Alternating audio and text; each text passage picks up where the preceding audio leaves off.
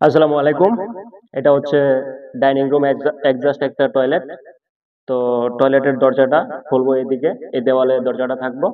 আর আমি এখানে water wiring এর কাজ কমপ্লিট করছি। তো আসেন দেখি ওয়াটার ওয়ারিং এর কাজটা।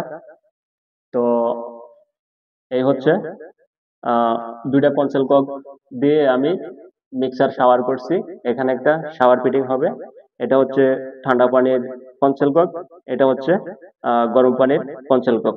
তো এখানে দুইটা কল হবে, চাইলে গ্রাহক এখানে মিক্সার কলও ব্যবহার করতে পারবে। তো এখানে 15 সেন্টি মেজারমেন্ট করে আমি পয়েন্টার রাখছি।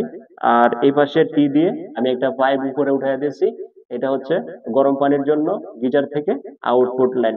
তো আউটপুট লাইনে এখানে দুইটা সেট আপ হয়েছে, শুধু গরম পানির কনসেল স্টক কক, একটা বাল্টির কল, বাড়তি কোনো গরম পানির লাইন নাই।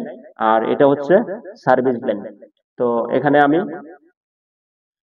এখানে একটা কমাট হবে। কমাটের জন্য আমি দেওয়াল থেকে এখানে 3 ফুট মার্কিং করে নিচ্ছি। তো কমাটের জন্য এখানে একটা লোডাউনের পয়েন্ট রাখছি। এটা হচ্ছে লোডাউনের পয়েন্ট, এখানে একটা কমাট হবে। তো এই পাশে একটা পয়েন্ট রাখছি, এটা হচ্ছে হ্যান্ড পুশের জন্য। আর একটা পয়েন্ট আছে, এটা হচ্ছে বন্যার কলের জন্য। তো এখানে লো কমাট হবে। লো কমাটের জন্য আমি দুইটা পয়েন্টে রাখছি, একটা হ্যান্ড পুশ, একটা বন্যার কল। এটা হচ্ছে টয়লেটের দরজা। দরজাটা এদিকে স্টাফ থাকবো। আর এই পাশে হচ্ছে একটা বেসিন হবে।